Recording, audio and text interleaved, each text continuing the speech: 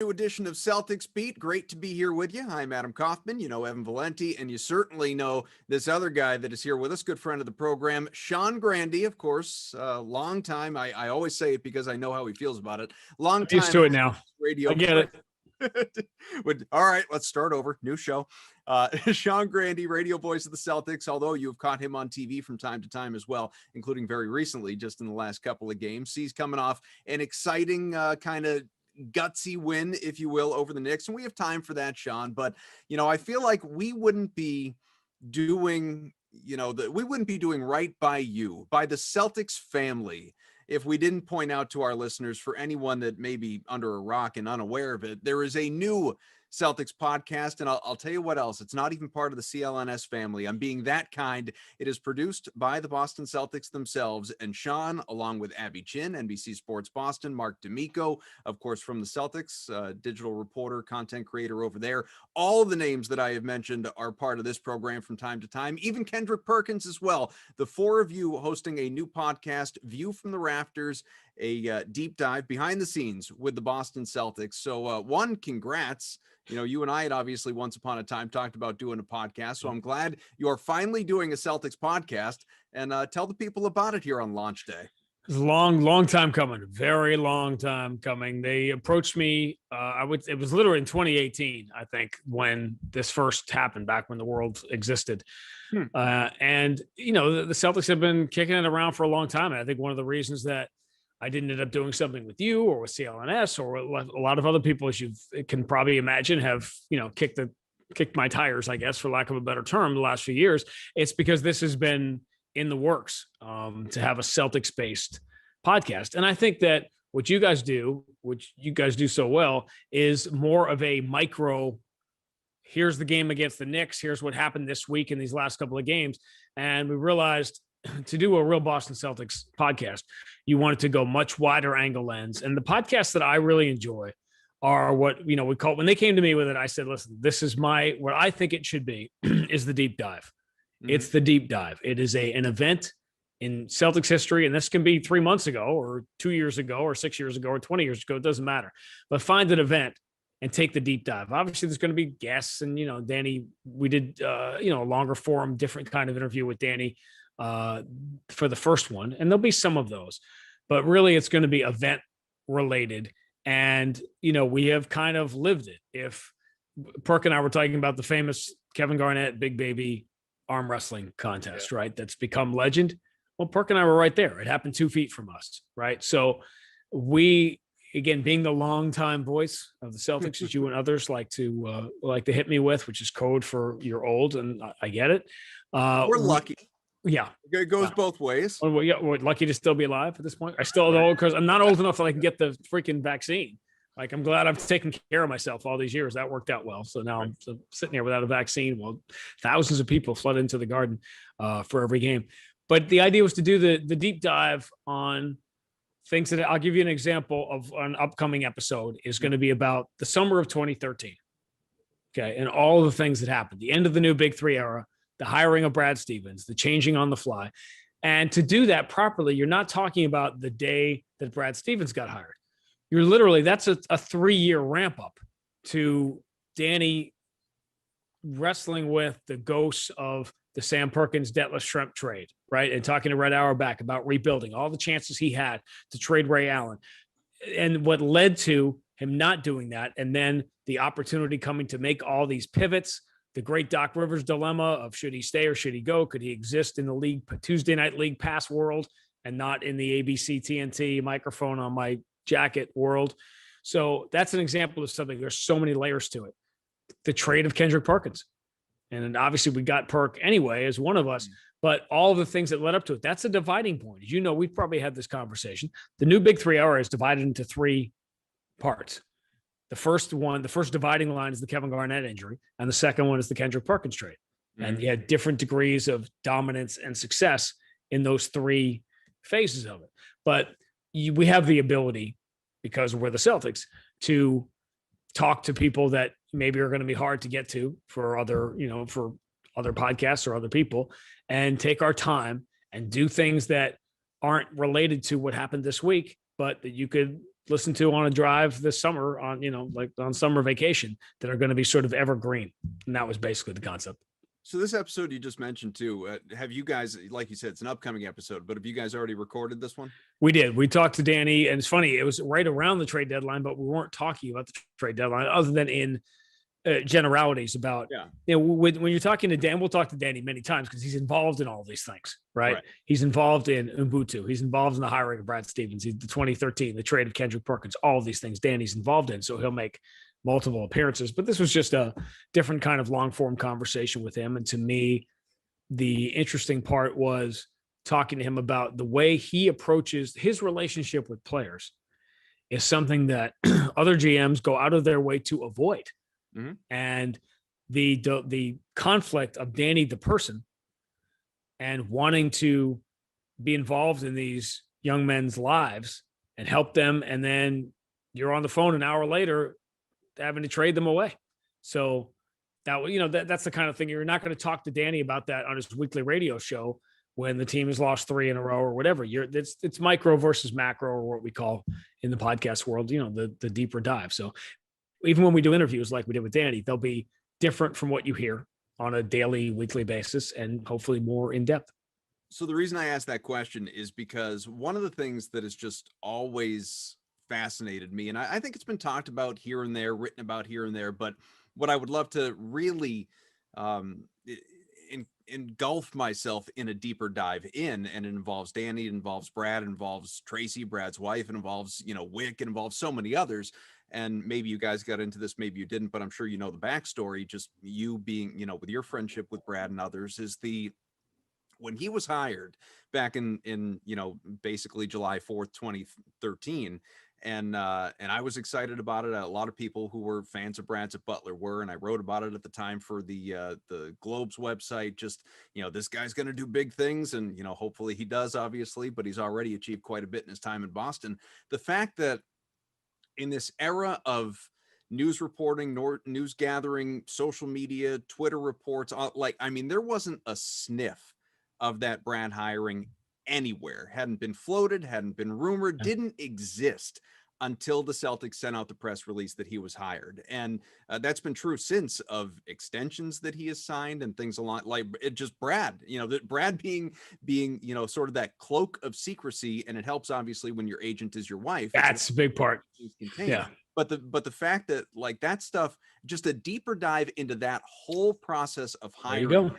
I'd love to hear. You'll be a satisfied customer, because that's the idea. That is the basic concept, is to tell these stories that either haven't been told or they haven't been told in a certain way. And again, having the example, pick something from the last couple of years. You have 3 of us or 4 of us, or whoever it happens to be in any given episode. We've all had different views of it. Mm-hmm. From our different places in the organization, or the different people that we knew, or different feelings about it. And you're just coming at a topic with multiple people and their view of it from, where they happen to be. So, but that's a good example of it. The flight, Mike Zarin and Danny and those guys flying out, and to see Brad, obviously in the complete cloak of secrecy, a story broken by press release. Mm-hmm. Old school. Yeah. Yeah, it was just great to see. So, again, it is called View from the Rafters, the behind the scenes with the Boston Celtics. Episode 1 dropped today, Thursday, and I assume this is, without reading through the whole press release for everybody, weekly program. It's going to feature some combination of the 4 of you, Abby, Mark, and Perk, and obviously a rotation of guests along the way. Yeah, and it's going to depend on the availability, but mostly, what are we talking about? Are we talking to Kevin Garnett? If we're talking to Kevin Garnett, you're going to have me involved. You're going to have Perk involved. Mm-hmm. If it's maybe a more, behind the scenes issue involving the team and the way we travel, or how, medical stuff is done, or whatever, things that where Abby's been really more, connected to them, you might see more. It's going to be in the old days, we had those wrestling tag teams, right? Where you had 3 people and only 2 people could be in the tag team match, but you had the team was bigger, so you never knew who you were going to get. Right. It's going to be that kind of thing going forward. And like most things in this day and age, it is a brand new work in progress. It's taken on many forms in the couple of years as we've ramped up to it, and this is what it's going to be at the start. for both of you, by the way, just because you brought up Kevin Garnett, anybody check out his book yet? I was really excited about it when he announced it, KG from A to Z, and, like, heaven forbid an unfiltered KG. Like, I thought that's what we had all these years. And now for it to be in book form, and obviously you, Sean, know him significantly better than either of the two of us, and most people for that matter. What have you had the chance to read that thing yet? I did. And it's funny. It's interesting. It's sort of gimmicky, right? In the way he put it together. And it's sort of something I'm excited about for the Inevitable podcast when we eventually do it, is that it doesn't really tell the whole, tell his story in a traditional way. And there's a lot of there's interesting stuff in there, and it's new stuff, and it's a book obviously you should absolutely read if you're a Kevin Garnett fan. But it's sort of, it leaves you wanting more, which I guess is the idea. But I don't know if you know this or not, but Showtime has there's a Kevin Garnett documentary coming. Yeah. Over the summer. The trailer is electric. I've watched it like 20 times. It looks awesome. I can tell you the trailer yet. I got to check it out. I'm not sure who else. I know I sat down with them they asked me to come for an hour, and I was there for about 2.5 hours of stuff. So I'll be one of those people, right? That's in the Kevin Garnett doc. So I'm excited about it. I know they talked to Mike. I know they talked to Max, maybe Scal, but it's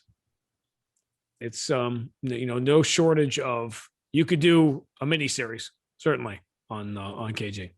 That's awesome. That'll be a lot of fun. Well, again, check out the podcast. Obviously, we'll have more time to get into KG as we get closer. And hell, I mean, we haven't even done the Paul Pierce thing. I don't know if we're going to or not. Maybe we'll save that for a little bit later. What's going on in his life at the moment? Let's talk about this team, Sean, because it's interesting, for lack of a better word, not always entertaining. I've remarked over the course of the shows this year, this is really the first team under Brad that I have honestly found myself hate watching a lot of the time. It has just been such a frustrating team to watch.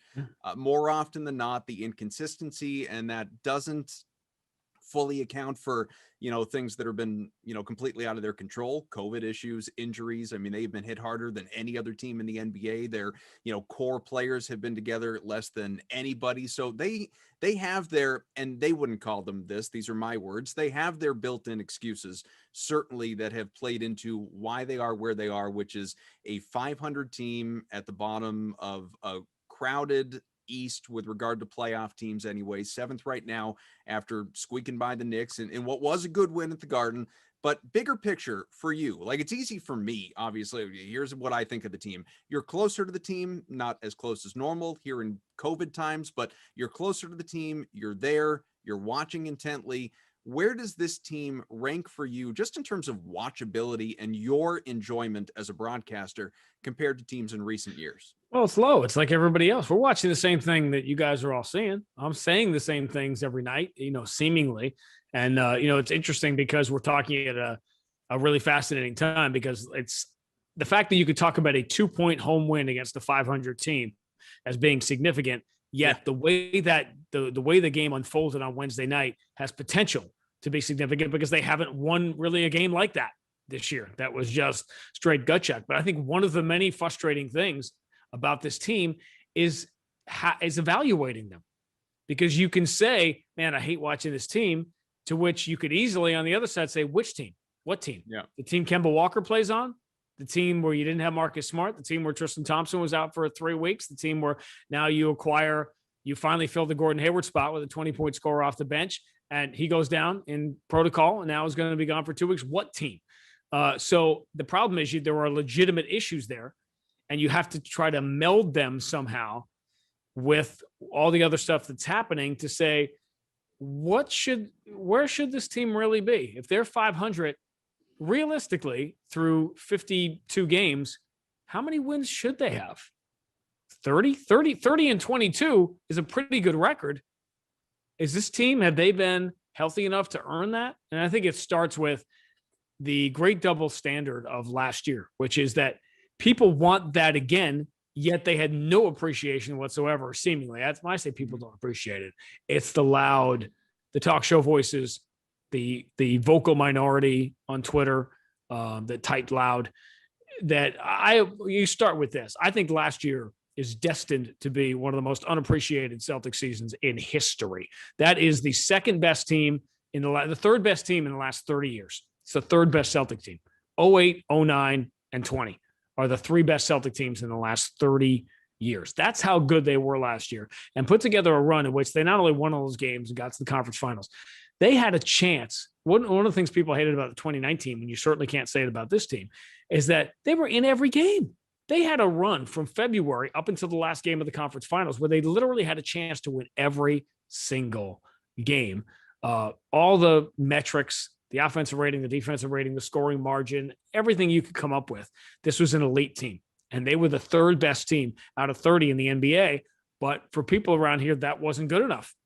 And so at some point, you shrug your shoulder. Like, you lost Kyrie Irving, Al Horford, Terry Rozier, Marcus Morris. You got Kemba Walker, who was healthy for part of the year. That's what you got in exchange for that. And you got significantly better. And again, with the third best team out of 30, that's not good enough. Okay. Well, I'm glad your kids constantly get A's. And I'm sorry if they don't, I feel bad for them when they come home with an A- or a B+. It's probably an unpleasant place to be. But I think we've lost sight of that. And you and I have had this conversation before about when you have a high for 20 years, like Boston has had, it's hard to get excited about the conference finals. My first year with the Celtics, that team hadn't been in the playoffs in 7 years. They go to game 6 of the conference finals, and you remember they wanted to have a parade for that team. 2 years earlier, they literally had a parade for a player who won a championship on another team. That's what was going on in Boston in 2000. Yeah. Ray Bork had a big party and a parade or whatever it was because City he won the Stanley Cup with another team. That was the mindset. Especially with what we've seen the last 20 years, it remains one of Boston's most embarrassing sports moments. So, or not, or it was a time capsule, right? It was that moment in time. Nobody said in 2000, there was probably one crazy guy on the street. You know those people that talk to themselves? There's probably one crazy guy wandering up and down the street with a big shawl in 2000 saying, in the next 20 years, the Red Sox are going to win 4 World Series, and the Patriots are going to win 6 Super Bowls, and the Celtics and Bruins are going to win the championship. And everyone, listen to that crazy. My God, that's the craziest guy I ever heard. And yet that happened. So I get at some level why the conference finals isn't as exciting as it was 20 years ago. But we got to have some sense of the realistic nature. And then the bigger picture issue, which is, to me, this was a transitional year of leadership in which all of a sudden Jaylen Brown and Jayson Tatum, it became their team. And I've said this in some ways, and this sounds like I'm hitting those guys, and I'm not, but it's very normal and a very natural evolution. But when those two guys stop waiting for someone to come and lead them and start leading themselves, that's when this thing is going to turn around. I think Jaylen has done it a lot this year. I think a lot falls on Tatum because a lot is expected of him because we know who he can be as a player. But being 23 and 24 years old, and Tatum just turned 23, Paul Pierce, when he was 26 or 27, came out to a post-game press conference in the playoffs with his head wrapped like Ebenezer Scrooge. He was a lot older then than these guys are now. It takes time to become leaders, and I have faith that these two can do it. But man, how many times this year, Adam, have we looked down on the floor? There were moments in the fourth quarter, some of the Kemba games when he was out, when Marcus was hurt. Robert Williams is the oldest player on the floor in the fourth quarter. Yeah. Hi, have we lost? I know everybody, we're Boston, we're the Celtics, we're championship driven. Okay, how about looking at the realistic nature of where this team stands? And that is an exceptionally long play-by-play guy's answer to the question that the Celtics are not one of the elite 5 or 6 teams. Or actually, you've never had a year like this. There's 8 teams at the top. There's 8 teams at the bottom. Everybody else in the middle. And this is viscerally demonstrated by the Sixers the other night. The Celtics right now, as constituted, are not a championship caliber team. But they could turn this thing around. They could win a playoff series. They could scare the heck out of the Nets of the Sixers in the second round. And that, to me, that turns the cable car into a building block into next year. Yeah, the leadership thing is interesting because expectations are obviously with the success they've had over the past couple of years, going to the Eastern Conference Finals through the past 4 years, expectations change, right? Going to Game 7 against LeBron and the Cavaliers, and you're a Terry Rozier, a couple of made threes away from going to the NBA Finals, and getting absolutely steamrolled by the Golden State Warriors. That team has no expectations. You're playing with house. Evan, check me on this, Evan. Yeah. I always thought the Celtics would have won the first game. They would have won the first game out there. and then lost the next 4. Yeah, right. yeah. After that, I always felt like they would have stolen one of the games out there. Probably that first game, and people would have been going crazy, and then real life would have. Well, the one thing I'll say about Boston, and just as a real quick side tangent here, the one thing I'll say about Boston and those Golden State teams is Boston was never really afraid of those teams. Like, I remember I got in a little bit with Michael Thompson about it on Twitter. I was like, hey, Michael, why does it seem like that Boston always plays them tough? I remember Boston went into Oracle when nobody was winning there, and they went in there and won a game, and they were shorthanded in that game. I mean, it was like, I was at the double. All of Sean's tweets about it, or like that. Yeah, you know that I have that number. Nobody's been better. State well over the last handful of years. In the Golden State era, starting in 2014, right to now, the Celtics have the best record and scoring differential against the Warriors than anybody in the league. I was at the game, the double overtime game, where they were on 25 straight, and the next night they lost to Milwaukee because they were in Boston. Yep. Boston had no business being in that game, but. And Sean, you were there. It was like an event. Everybody was there.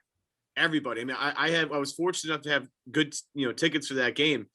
Within 3 rows of me was Robert Kraft, John Henry, Wick, Devin McCourty, Logan Ryan, LeGarrette Blount. I mean, it was anybody who was anybody was there. And they just, for some reason, if that particular Golden State team, they were not afraid of that team. And I asked Michael why. He said, because that team learned defensively, that this is where the game's going to be won. They were never they knew that every assignment, every possession mattered.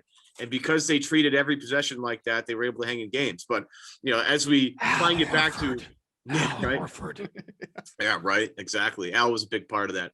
But getting back to my original point, this team has expectations now, right? You have a Jayson Tatum who for the first time in his NBA career has to really carry and shoulder load, as you mentioned. You have Jaylen Brown, who's done a really good job of being, a vocal leader, at least with the media, trying to explain things. And of course, last night, talking about how him and Jayson talked before the game, how they block out the noise. And maybe last night was the turning point. But my point with everybody is this, look, Steph Curry and Klay Thompson that went until they were in their mid to late 20s.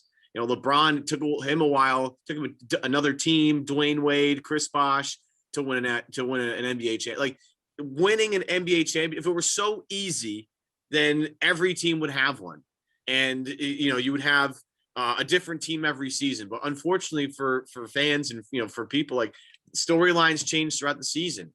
And just because and I know it's been frustrating for a lot of people for a lot of different reasons, but these two guys who project to be on this team for a very long time, as much as certain members of the media want to tweet that they'd rather get rid of Tatum right now because they don't like his body language or something. I don't get that. But this team is going through some really tough growing pains, and eventually they will come out the other side. I refuse to believe that guys as talented as Jaylen Brown and Jayson Tatum aren't going to figure things out eventually, whether it's this year or next year, and launch themselves into the next stratosphere. It's just been a weird 2 years of NBA basketball. All right. We're still in the middle of what I call the weirdest time, maybe in NBA history, with the shutdown last year, the bubble playoffs, the shortened off season, and the COVID stricken season that has really infected the Celtics in a really negative way. So as much as I want to say that this season has been frustrating, maybe this season, Sean, in a way, is sort of necessary for these two guys to realize truly what their potential is and what they need to do to get to where they want to be as perennial contenders every single year, and going, to the Eastern Conference and NBA Finals along with the LeBrons, the Durants, the Currys of the world. Sounds a lot like our broadcast throughout the course of this year, but it's no fun to go through it when you have to go through it. And I understand that. I get it, but I just don't think anyone's been realistic about the talent that has left and what you have now. And so what happens is when you say that, then people say, well, that's Danny's fault and it's Brad's fault that people are leaving. Here's something I'd like to point out about Al Horford and Gordon Hayward, two integral parts of what happened. Certainly Gordon was going to be, and we've seen those numbers. I tweeted those too, right? Gordon Hayward, people are like, he's made of glass. He's whatever. He's been very reliable. He was completely injury-free the last 4 years before he got here. And until he got hurt this year, he was in the top 30 in minutes played, including second 1 year in the entire league in minutes played for the 4 years in Utah and then this year in Charlotte until he got hurt again. So there was a lot of bad luck involved in the Gordon Hayward thing. But Gordon Hayward and Al Horford in consecutive years both got contracts that were ridiculed around the league. Mm-hmm. How can Philadelphia give Al Horford that? How can Charlotte pay Gordon Hayward all this money, whatever? Now, I know, okay, Bill Belichick has won championships because he has Tom Brady. He's great, all that. If Bill Belichick built up a player's value and then some other team dramatically overpaid to get that player away, people would say, oh, man, Bill Belichick, look what he did. He got some other team to overpay. And yet it happened here with Horford and Gordon Hayward. You know what the Celtics want, something they really missed this year? Gordon Hayward, that spot. Because not only did you not have Gordon Hayward, you didn't even fill the spot. Not to mention all the guys. The second he left. We've been harping on that on this program. Significant. Very significant. Brad has talked about this, and he's right. Again, because it's so weird, the bubble, we can't really put our head around it. Brad Stevens said he said it early in the year with me. I know people don't always hear. I just recently came to my attention that apparently these Celtic games are televised. I wasn't aware. Yeah, I did not know. Yeah. I thought we would in any case. So, a lot of stuff Brad says, and I know that people are all excited. People are finally catching on to the segment I do with Brad before the game. It's become kind of a cult thing. I know people are listening and they get a different side of him and all that. But a lot of stuff he says is going to slip through because people aren't going to hear it.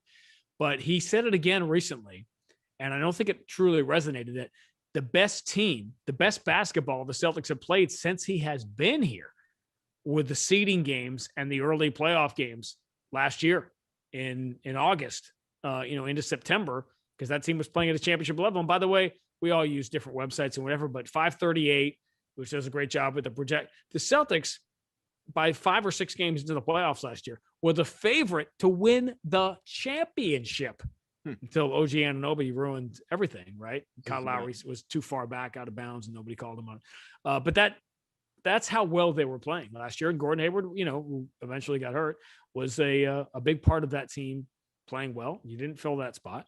And so I get it. We want what we want. We want the Celtics to be one of the 2 or 3 best teams in the league. And suddenly there's a group of people that can't handle it, that they're not. So fire the coach. Okay. Yeah, Brad will be out of work a long time if the Celtics fired him. That'll last. Danny Ainge, he hasn't done this. Well, this is a problem with being a general manager, right? For 18 years or 19 years. People will say, well, he picked the late Fab Melo and he picked Gabe Pruitt and he made these mistakes in the draft. I said, okay, we can talk about all the mistakes Danny has made in the draft the same way you can talk about going after Mike Trout for all the times the 60% of the time he doesn't get on base. Mm-hmm. Okay, that's fair, but he still gets on base more than everybody else. So people just are looking for something and nobody wants to say it, which is that for whatever reason, immaturity, being the guy, the COVID issue, for whatever, nobody wants to say this. Jayson Tatum has not played like a superstar this year. He hasn't. He's seen flashes of it. We know what he has been. We know what he can be. He's still crazy young, but this is a transitional year for Jayson Tatum as he continues to figure out who he is going to be. And that's the reality of it, is that Jaylen Brown, all-star level, first few weeks of the season, and he dropped off when Marcus Smart got hurt, which I think was not a coincidence. And the reality is it's on those 2 guys, and they've been all-stars. People, you have 2 all-stars, you should be one of the best teams. Really? Paul Pierce and Antoine Walker were all-stars. Mm-hmm. Paul Pierce became a true leader and one of the really great players in the league in the 05-06 season, his second year with Doc, when he kind of got his head together. I'll tell you 2 things about that. Number 1, he was 28 when that happened. And number 2, Celtics didn't come close to the playoffs that year. And that was a really good year for Paul Pierce. So I know patience is no good. You can't preach patience to all of us who've had to wear masks for the last 14, 15 months. We're all sick of it. We have no patience for anybody or anything because of the times we're living through. But I would phrase it like this. The Sixers right now are on a different level. They're an elite championship caliber team. And that drives Celtic fans crazy. Because you know what Celtic fans forget? The last few years when you have been beating their ass over and over and over and beating them 8 out of 9 in the playoffs. Joel Embiid did the Pedro, they're my daddy thing last year. And you don't think eventually you can't beat everybody all the time, every year, over and over and over again. And the Sixers are geared up to play the Celtics because they've been beaten time and time again by the Celtics. Remember what happened last year? They won the first 3 games, the regular season series, and sent out a tweet. Right. The team sent out a tweet saying, we won the regular season series for the first time since whatever. How'd that look after the sweep in the playoffs? They dropped the confetti early again. So, when I talked about this when I first came in the league, the Bulls had been so good, right? The Jordan Bulls had just finished their run when I first came in the league. And Sam Mitchell, who was on the team I was doing, the Timberwolves, said when we were going into Chicago, and they said, if you can beat the Bulls by 50, he didn't care who was still on the team then.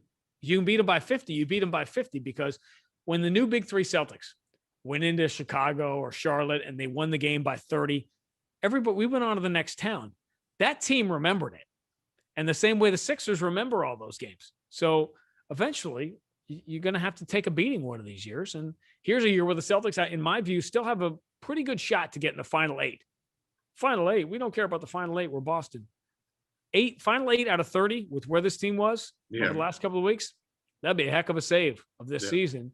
And it's still very possible. So, Sean, something that Evan and I were talking about before the show, and I think that we've really, last night post-game listening to players was a real focal point for it, but even a couple days ago with Marcus Smart's comments, I think that was the night you were doing TV. So I think it was with Max and Wallach at the time post-game. But, first you had Marcus calling out the CLNS family here, yet calling out the Garden Report for being critical of him and his defensive play, specifically A. Sherrod Blakely, who, as we know, has a podcast, the A-List, part of the podcast and networks here that we've got at CLNS. So Smart calls out Sherrod and the Garden Report. And then you have Tristan Thompson calling out Kevin O'Connor by name post-game, after the report that he's not liked. He's I've been in the league for, forever. Find me one teammate that didn't like me, and all the stuff that had gone on with KOC and Chris Vernon as well from the Ringer.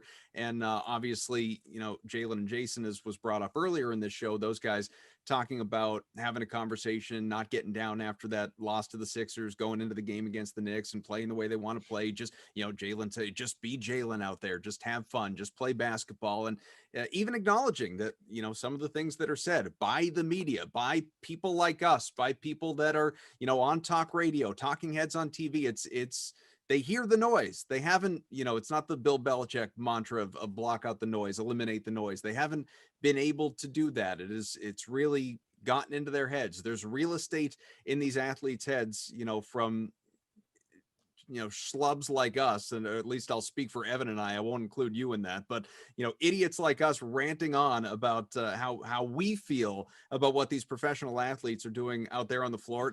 And it is impacting them. It is preventing them from having honest conversations with themselves, from talking and getting on the same page. Again, not my words, Jaylen's.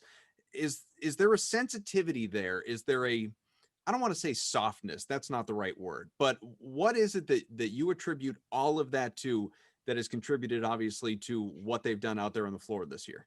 Human nature, because that certainly is. And it's hard to block out. I think the Tristan Thompson one is different only in that when you're talking about being a bad teammate, the teammates don't like you, that feels a little different than the Marcus Smart criticism. I think Marcus was doing maybe a little bit of, and it was really funny because obviously he did the post-game interview on radio and let one fly. I literally, one game I go over to TV, we have an FCC violation by the time I come back. We got, Hey, now your fault. Now your fault. I know. It's like, I wasn't, I was 5 feet away, but I was over on the other, I was on the other side. I thought it was interesting that Marcus felt that way, but it reminded me a little bit of, Kevin Garnett would do stuff like anything, we'd roll our eyes, right? Anything to create an issue to be fired up about. Like, these mattresses in the hotel don't have tags on them. They don't respect us. It's not anything, right? You took that personally. Yeah, exactly. You'd make up anything. Well, you can't sell it at that point. That's a big deal. Yeah, and he would do that all the time. So I think there was a little bit of that, but I think Marcus certainly heard the whispers, and it's impossible. There's never been a harder time to block out the noise, right? I had a conversation. I'll tell you this, guys. I had a conversation with Brad Stevens off the air last night. We talked about this thing because I get frustrated sometimes, and we've already referenced in just talking for a few minutes that one of the things I do with Twitter, and I've, messed with it over the years, and when you're in, right? You can't get out. I use it when I'm doing radio. I supplement our broadcast with stats that I don't have time to go into. I came up through television. It's television. Obviously, I'm not tall enough to do a game with Scal, but I came up through television.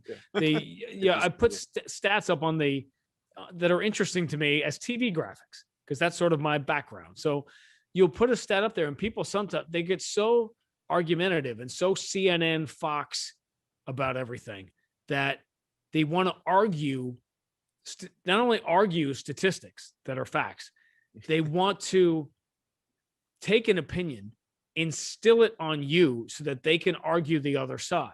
So the other night we had this beautiful symmetrical, I like, symmetrical mathematical stuff. And at one point in the game the other night, Joel Embiid had taken the exact same number of free throws as the Celtics in the season series. They had each taken 50. That's a great TV graphic, right? It's a great looking graphic. So I literally, I created it and I tweeted it while doing the game because apparently I don't have enough to do. So I do that. And people went in it for whatever reason, it went crazy. And then people are saying, well, over here, you're like some Celtic fans are like, but the referees are screwing us and whatever. This is ridiculous the way they're screwing us. And then you had other people over here say, well, the Celtics, that's all they do is take jump shots, Grande. Obviously, they're not going to get to the line. And I'm like, okay, people, I did not insert an opinion into this. Is just a statistical fact that is interesting to me. And it also gets annoying because that's what we say on the broadcast is that the Celtics are said that Joel Embiid is doing work on them. It's not about, but people just want to argue. And it was Brad said to me last night, he's right. Something Jeff Van Gundy had said to him about how taking all this stuff seriously. And maybe it applies to Marcus Smart. Maybe that's why it was on his mind, which is don't listen to opinions from people that you would not ask for advice. I thought, well, that's pretty good.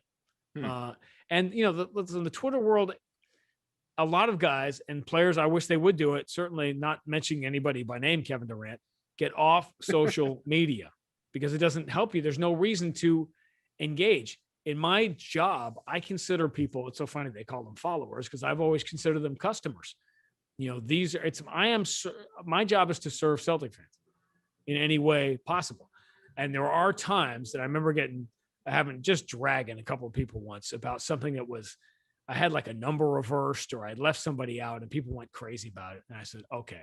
And I wrote this little thing and posted it. Like, I'll tell you what, I'll try to be better. I'll try to be perfect, not make mistakes, all this other stuff. But everybody needs to sit a couple of plays out here and understand this stuff online. I do it for fun, for free, as a service to customers. And when you lose your minds about stuff, you're essentially coming at me because I'm painting park benches for community service and I missed a spot. Like, get it. And there's a great line. Who's I forgot who's the original Office guy who's like hosted the Ricky Gervais. Yes, Ricky Gervais. He had the best line ever about Twitter, which is that criticizing someone on Twitter for something that they tweeted is the equivalent of stalking someone and then complaining that they walk too fast. Like you're that I don't know what else. I'm not charging you for this stuff. I'm just providing a service. And to me, I loved it because it was a way to reach, Max and I are performers without an audience. And it's a way to interact with the fans that we don't get to interact with. So I love that at the start. But that, again, tying it all back to Marcus Smart and stuff, listen, use it. Use the noise. If it motivates you, go crazy. But how seriously do you need to take any of this stuff? And I think if Marcus Smart really was tossing and turning a night over something A-Sherrod likely said, that's a problem. I'm just not sure it's true. Yeah, I agree with that. And it's just been a lot of noise this year. And it comes from people trying to figure out, because we all want to be experts, right? We all want to figure out, why is this team not performing the way that, well, it's got to be this, or it's this, or it's that, or it's this, or it's that. And it just comes from a natural frustration. And, we've vented on this show a million times about what we think is wrong, because that's we think that's what our job is, and to find a way to diagnose this is what's really killing the Celtics. And again, that gets back to the frustration this year. And the thing with this team is, it's hard to block out noise, as you said, in this particular area of this era of social media where everybody's constantly on Twitter and everybody has an opinion about something.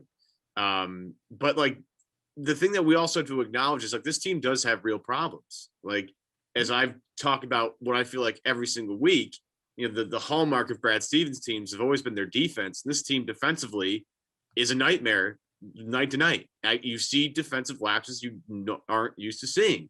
And you try and figure out whether that's a Brad thing or a Danny thing or a players thing. And the rational response that I've tried to say to everybody is it's collectively everybody's fault, right?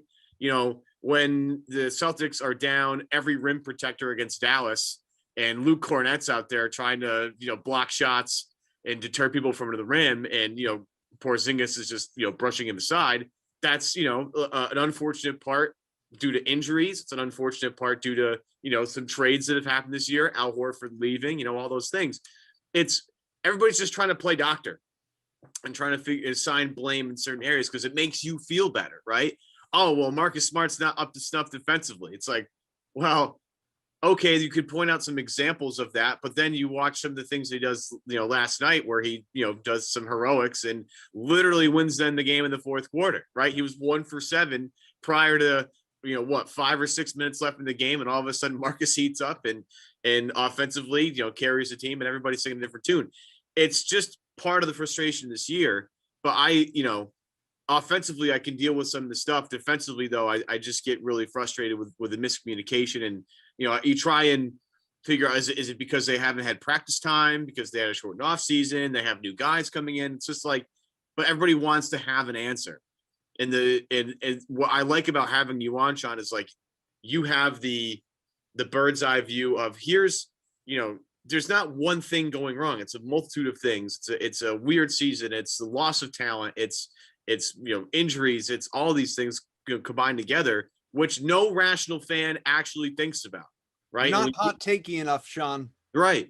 Well, I'll say many things, as I often do. Rational fan is an oxymoron. Right. You're not supposed to be rational. That's your job. I'm not sitting here going, don't react badly. Don't scream that the coach should be fired or whatever. Be a fan. Be frustrated by the season. You should be frustrated. But if you want the real answers, unfortunately, it's more complicated than that. And as I said at the start, one of the things that makes this season so frustrated is that there are 50 things you could point at. And here's a great example of fans. What were they screaming all year long? Robert Williams. I want more Robert Williams. Robert Williams, Robert Williams, Robert Williams. Okay, I didn't disagree with that. But right now, you're better with Daniel Tice than you are with Robert Williams. That does not mean this isn't the right thing. What's happening, it doesn't mean Robert Williams isn't going to be what we think he's going to be. This is a special kid, by the way. I mean, he's a great kid in addition to all the things that we see. But you have to take a step back to take 2 steps forward. And all of a sudden, you're left with Robert Williams. You got bailed out against the Knicks because you have Tristan Thompson, an older player, on your roster. You're going to have growing pains. I agree that Robert Williams should play, but you can't have it both ways. You can't say, I want Robert Williams to play. Oh, but I also want to win games.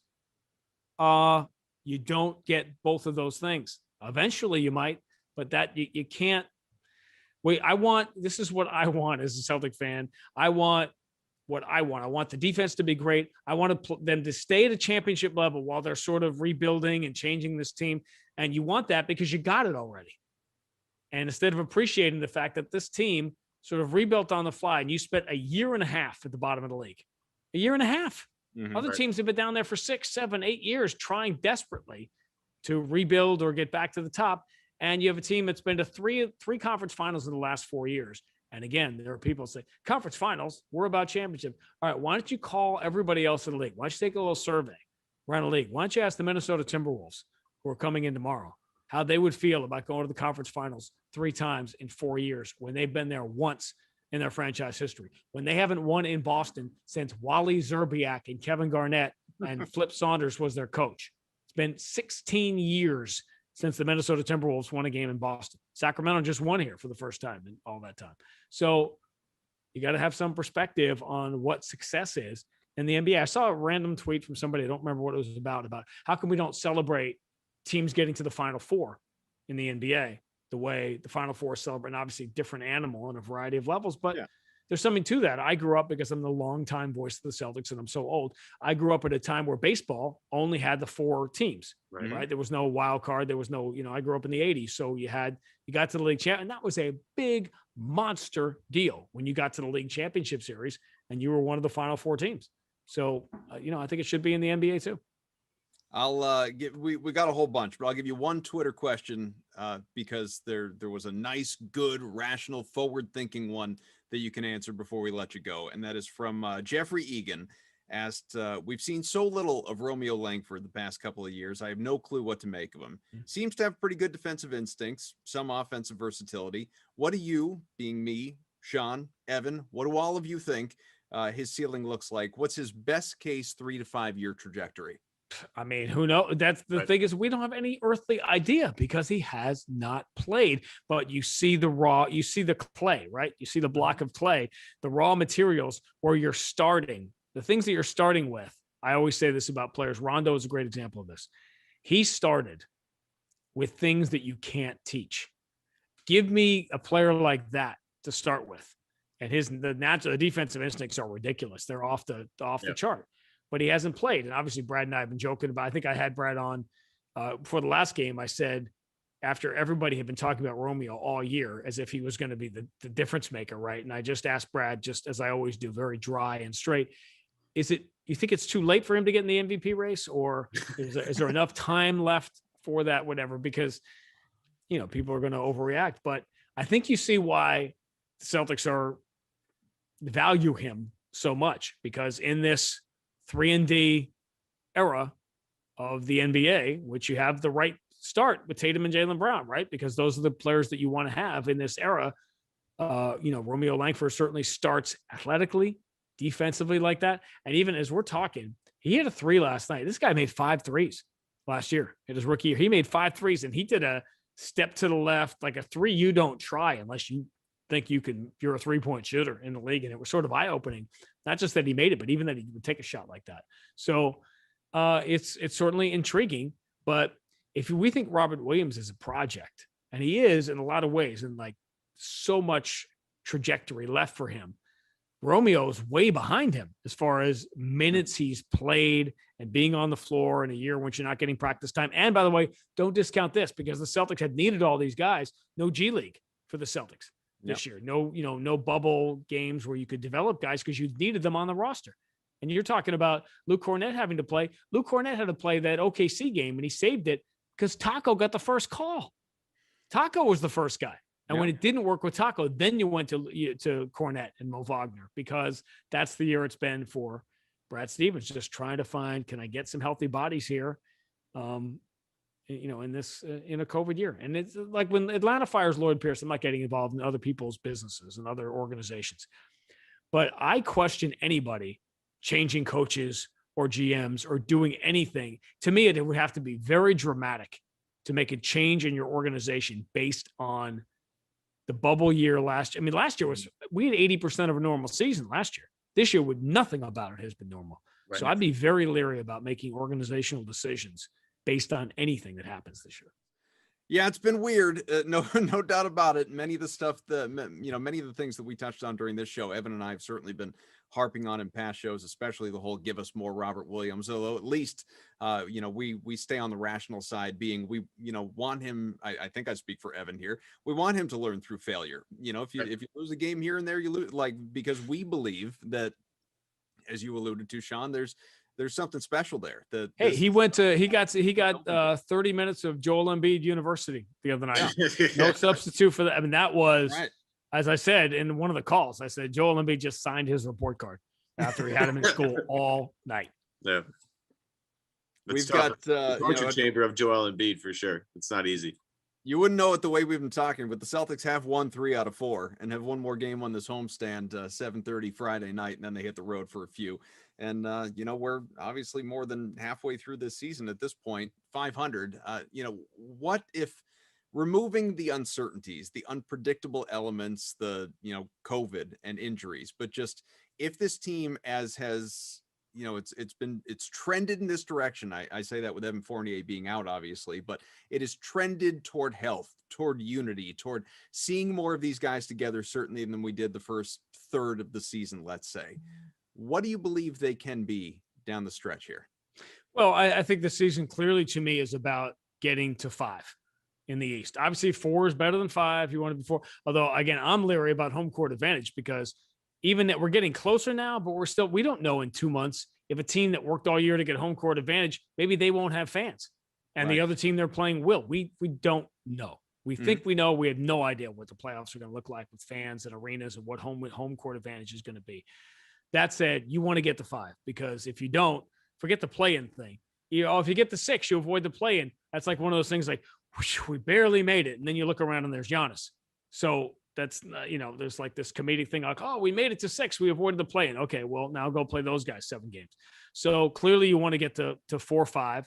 And I don't know who's going to be there. I think the Celtics certainly will avoid the play-in with the remaining schedule and just, again, the way it's trending. And eventually you got to figure they got to be healthy at some point. I think Charlotte will fall. I think New York is going to fall down to the play. I've said this from the beginning, and then they lose by 40, and I look stupid. I still think Toronto is going to find their way into the play-in. And you watch, they're going to be a dangerous team, right? They'll have Lowry and Van Vliet and Siakam, whatever, and they'll be in the play-in, and they'll get a new lease on life, which will be interesting. But I think the upside for this team to me is getting into that 4-5. Winning in the first round, which is going to be tough. Like, oh, you get Atlanta instead of Milwaukee. You got, Atlanta beat you pretty good, 2 out of 3. So that's a tough team, and they played better under Nate McMillan. So there's no easy playoff series. But to me, the Celtics putting together a decent run here in the final 20-plus games, getting into the 4-5, winning in the first round, and then going to Philly, going to Brooklyn, and putting a scare into one of those teams, maybe a deep series, maybe winning a couple of games in that series. That to me is the upside. And by the way, as difficult as this season has been, you watch if the Celtics win in the first round and then win one of the first 2 games at Brooklyn or Philadelphia, this town will go crazy. They'll fall in love again all over with this team because they can't help it. Right. But I expect the Celtics to be in the conference finals? Absolutely not. But all of a sudden, do you want to be Brooklyn or Philly? And there's Tatum and Jaylen Brown playing their best basketball and a Marcus Smart type team. All of a sudden you go from, okay, you've been one of the elite teams in the league the last few years. You may not be this year. I think the team you don't want to play in the second round, that'd be a pretty good save for a season that, a lot of nights this year has looked like it was going to be lost. Again, one more game on the homestand, then an interesting ride the rest of the way. Hopefully we see some more Evan Fournier real soon. We don't know exactly how long he is going to be out. Obviously, that is the nature of health and safety protocols. It took Tristan Thompson missing a dozen games before he came back, and thank God he did, because they don't win that game against the Knicks without him. That is for sure. Played well and full strength. It's on the way, folks. We hope it is on the way. In the meantime, Sean Grande joining us again, longtime voice of the Boston Celtics on the radio, popping up on TV from time to time as well. And he's got a new podcast with Mark D'Amico, with Abby Chin, with Kendrick Perkins. It is, of course, one that you want to make sure that you check out here. It is the View from the Rafters, behind the scenes with the Boston Celtics. You can subscribe, you can check it out, and while you're at it, subscribe to Celtics Beat right here on iTunes. Thank you so much, Sean. Always a pleasure, and we'll bug you again. You can count on that. My pleasure, guys. Thanks for letting me have the full face and not pranking me like the TV guys. They didn't give me the Mike Gorman box to stand on, that same box. So I looked like Harry Potter next to Scow's Hagrid the other day. Cut you off at the nose. Yeah, I was like, you can't. Wilson I'm like, this is not gonna work. We're really gonna do this, but I get it. Prank the new guy. There you go. For Sean, for Evan Valenti, I'm Adam Kaufman. We'll talk to you again next week.